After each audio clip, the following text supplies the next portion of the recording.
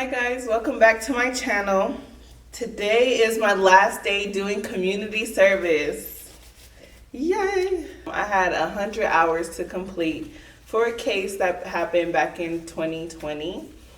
It was an altercation that me and my uncle had got into, and I'm gonna go into that little backstory with you guys today actually. I do community service here at Hillcrest Baptist Church on the northeast of El Paso. Basically what we do is just clean all day. I'm normally in the nursery wiping down toys, but today I'm in the kids building, which has different classrooms. There's a mosquito. I'm trying to get him before he decides to bite me, because if he bites, got his ass. So let's get into this case a little bit. Growing up, I was raised by my grandmother. There's people that know that, there's people that don't know that, but yeah, I was raised by my grandmother. At the age around like 4, I want to say 5, I decided to live with her, over staying with my mom. So that's what I ended up doing. And I have an uncle from my grandmother's side. Her son, he's an addict and he's also an alcoholic, so he suffers from that. So a lot of my childhood, like, he would steal from us, even as kids, and I'm sure he was stealing stuff from my mom too, just stealing different stuff so that he could get his fix, you know. I also remember my grandma spending so much money on trying to get her house remodeled. I think I got it that time. Trying to get her house remodeled. And he went and started pawning all the tools, all the supplies we had, I'm sure, like tile pieces, flooring, any of that kind of stuff. He has gotten rid of hers as well. There was also a period of time where he would be stealing appliances out of the kitchen, because my grandma, in the corner of her kitchen, she used to have like the appliances covered up still in their plastic things, you know, and she'll remove it when she uses it. But anyways, he would steal the appliances and replace them with liquor bottles. So underneath the plastic bags would be liquor bottles. When I was married, actually, he had took our wedding rings and our cell phones and also pawned those as well. You know, just like a regular addict or whatever. So he stole in my relationship with my husband. He also stole from the relationship that I was in with my baby father, with Liam's dad. And so, like, it was just still constant, and my grandmother was still letting him in the house and, you know, just being on his side, which was crazy, because if anybody was doing that to me, my child, my grandchild, you know, anything like that, they would be removed from my household immediately, and you would not be welcome back at all. You would not be welcome back at all. And you know, not only on top of the stealing, there was definitely verbal abuse, fights, arguments, stuff like that. This escalated to him trying to steal from Liam. Not even trying to, I know he probably has. That probably wasn't the first time that he's dug into Liam's things. I'm sure he's done it before.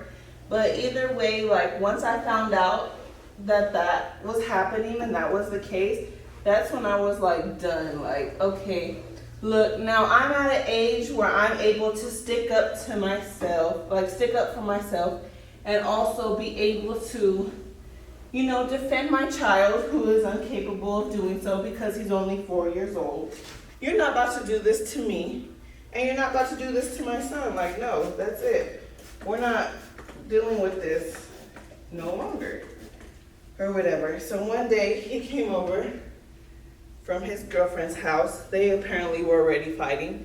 He was in my grandmother's yard, you know, blasting music. When I say car in the yard, I mean like all in the front. all in the front yard. I arrived at the house and was like, you know what? I don't have time to deal with none of this. I told her, go ahead, call the police. You know, he's being disturbing to the neighborhood. He's being disturbing to us. Maybe they could get him to leave, you know, something. So I asked her of that. I asked her, like, hey, let's call the police. She didn't want to. She was still trying to protect him or whatever. So that was that. I was like, you know what? I have a hair appointment and I don't have the time to deal with this today. So when I come back, he better not be here. I'm like, I'm gonna leave. I'm gonna give you time to de-escalate the situation. Ask him to leave because we're already arguing with him. You know, I don't have time for this. Tell him to leave. My hair appointment's about 4 hours. I'll be back. 4 hours later, I get back. This man is still outside in the yard. Not only that, but he is hanging out the side of the front seat, passed out. Passed out drunk. One thing led to another. We got into it. And that was that. But, you know, since then, he has stayed away. He hasn't come around. There was also a restraining order that he put on me or whatever. So it also basically said, like, you can't come to the house because that's where I'm at. So that was a blessing in disguise. A blessing in disguise for sure. And I got let off with 2-year probation deferred, hella court fees and fines, and then community service. So that's why I'm here today. It's actually been therapeutic. And I've actually done a lot of thinking and stuff and just growing from all of this. They also had me do anger management classes. They also had me doing alcohol and drug abuse classes. And you know, they all came at a right time of my life, honestly. They all came into the right time of my life. And I'm blessed and I'm thankful for all of it. And you know, if that had to happen for me to be who I am today and to teach me different things, then I guess that's what had to happen to close that chapter at least. That's what I've been focusing on lately, just closing all kinds of chapters before I do get ready to leave from here.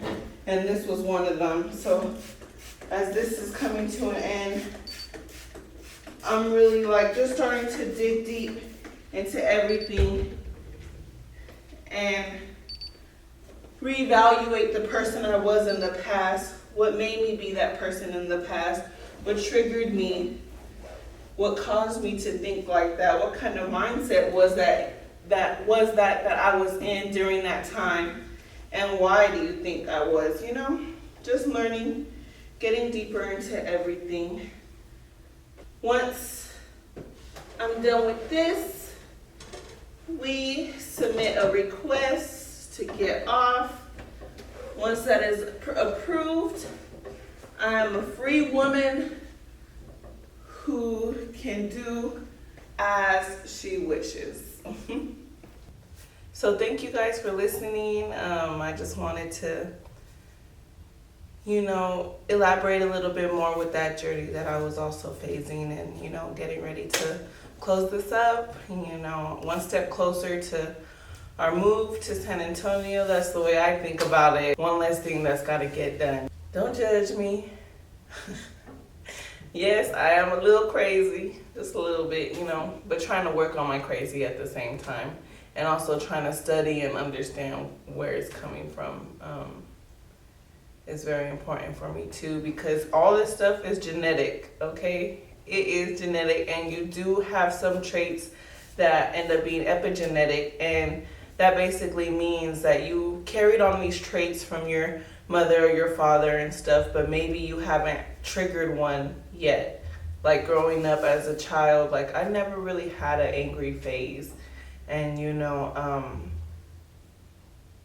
certain people, certain interactions, certain situations that happen ended up triggering that in me, and I had been a very angry person for a long time, and did a lot of things where I reacted in my current feeling, acted out in an instant snap. Like you wouldn't have even known that I was that angry type thing. So yeah, I'm trying to work on that as well. Thank you for hearing me out. You all enjoy the rest of your day. Till next time.